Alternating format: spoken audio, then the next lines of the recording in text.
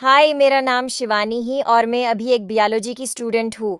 एक दिन की बात है, मैं अपनी कॉलेज की तरफ से कहीं घूमने गए थे। मैं और मेरी सारी फ्रेंड भी घूमने गई थी। हम सब नई साल पर पिकनिक मनाने गए थे। मेरी फ्रेंड के साथ उनके बॉयफ्रेंड भी पिकनिक पर गए थे, क्योंकि कि वो सब एक ही कॉलेज में स्टडी करते थे। हम सब ने पिकनिक पर खूब मस्ती की, लेकिन मेरी कुछ फ्रेंड ऐसी भी थी जो कि मेरे साथ नहीं थी। वो अपने बॉयफ्रेंड के साथ कुछ और ही कर रही थी। पर मुझे क्या, मैं तो अपने अलग अंदाज में थी और खूब पिकनिक एंजॉय कर रही थी।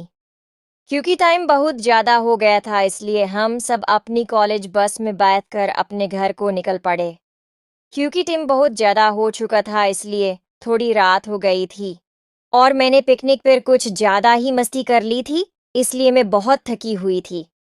इसलिए मुझे बहुत ज़्यादा नींद आ रही थी और मैं नींद के मारे अपना रूम ही भूल गई और गलती से मम्मी पापा वाले रूम के तरफ चली गई। जैसे ही मैं मम्मी के रूम के पास पहुंची तो मुझे कुछ आवाज़ें सुनाई देने लगी।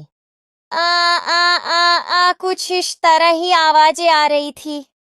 मैंने विंडो में से झांक कर देखा तो मम्मी पलंग पर घोड़ी बनी हुई थी और पापा का मोटा औजार अपने मुंह में लिए हुए थी और जोर जोर से उसको चूस रही थी।